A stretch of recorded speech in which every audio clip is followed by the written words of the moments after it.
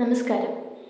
ഒരു വ്യക്തിയുടെ പരിശ്രമം കേരളത്തെ ഇന്ത്യയിലെ ഏറ്റവും വായനാശീലമുള്ള സംസ്ഥാനങ്ങളിലൊന്നാക്കി മാറ്റിയ കഥയാണ് ഇന്ന് നമ്മൾ അറിയാൻ പോകുന്നത്. ആ വ്യക്തിയാണ് PN പണിക്കർ. 1909 ജനനം. ഗ്രന്ഥശാല പ്രസ്ഥാനത്തിൻ്റെ പിതാവ് എന്നറിയപ്പെടുന്നു. കേരളത്തിൻ്റെ വിവിധ ഭാഗങ്ങളിൽ ലൈബ്രറികൾ സ്ഥാപിക്കുന്ന പ്രധാന പങ്ക് വഹിച്ചു. പുസ്തക വായന ജനങ്ങളിലേക്ക് എത്തിക്കാൻ ജീവിതം സമർപ്പിച്ചു. അദ്ദേഹത്തിൻ്റെ ജന്മദിനമായ ജൂൺ 19 വായനാ ദിനമായി ആചരിക്കുന്നത്. പിന്നീടത് വായനാ വാരമായും വായനാ മാസമായും വിപുലീകരിച്ചു. വിദ്യാർത്ഥികളിൽ വായനാശീലം വളർത്തുക എന്നതാണ് ലക്ഷ്യം.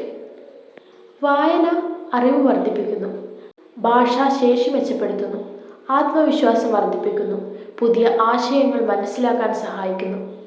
വിജയിച്ച പല വ്യക്തികളുടെയും പൊതുവായ ശീലം എന്താണെന്ന് വെച്ചാൽ വായനയാണ്. ഞാൻ ചെറിയ ക്ലാസ്സുകളിൽ പഠിക്കുമ്പോൾ ലൈബ്രറിയിൽ നിന്ന് പുസ്തകങ്ങൾ എടുക്കുന്ന ദിവസങ്ങൾ ഇന്നും ഓർമ്മയുണ്ട്. ഒരു നല്ല പുസ്തകം വായിച്ച ശേഷം ലഭിക്കുന്ന സന്തോഷം സോഷ്യൽ മീഡിയയിലോ മറ്റേതെങ്കിലും വിനോദത്തിലോ ലഭിക്കാത്ത ഒരു അനുഭവമാണ്. ദിവസവും 10 മിനിറ്റെങ്കിലും വായിക്കുക. കഥാപുസ്തകങ്ങളിൽ നിന്ന് തുടങ്ങാം. മൊബൈൽ ഉപയോഗിക്കുന്ന സമയത്തിൽ നിന്ന് കുറച്ച് സമയം പുസ്തകങ്ങൾക്കും നൽകാം.